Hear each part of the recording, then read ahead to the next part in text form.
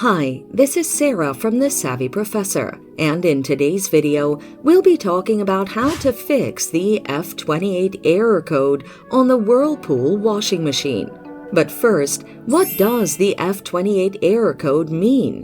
When you see the F28 error code on a Whirlpool washing machine, it means that there is a communication issue with the central control unit. The motor control unit and the central control unit are not interacting properly. The motor control unit powers the machine's motor, while the central control unit controls most functions like spinning, draining, and filling. The following are some of the common causes of the F28 error: loose connection or defective wiring.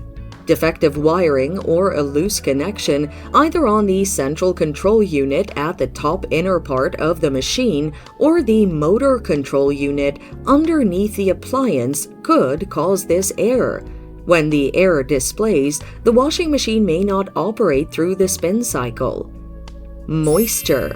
Since the washing machine comes into contact with water, the moisture may interfere with the electricity.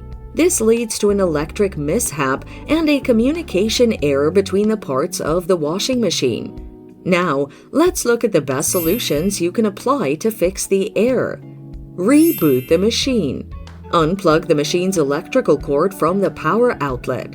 Open the top of the washing machine and find the screws that hold the detergent tray.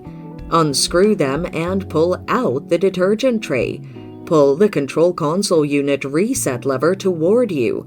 Return the detergent tray and tighten the screws you removed.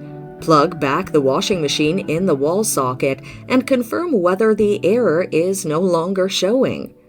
Check the wiring connections. If it is still displaying, inspect the wires to confirm they're not loose or defective. Unplug the washing machine and then unscrew the detergent tray once more. Disconnect the motor control unit wire so that you can tighten the harness connection points. Take the central control unit apart and remove the oxidized bits using solder. Plug the motor control unit wire back into the central control unit. Return the detergent tray and plug the washer back in. Replace the moisture sensor strips. Consider replacing the moisture sensor strips.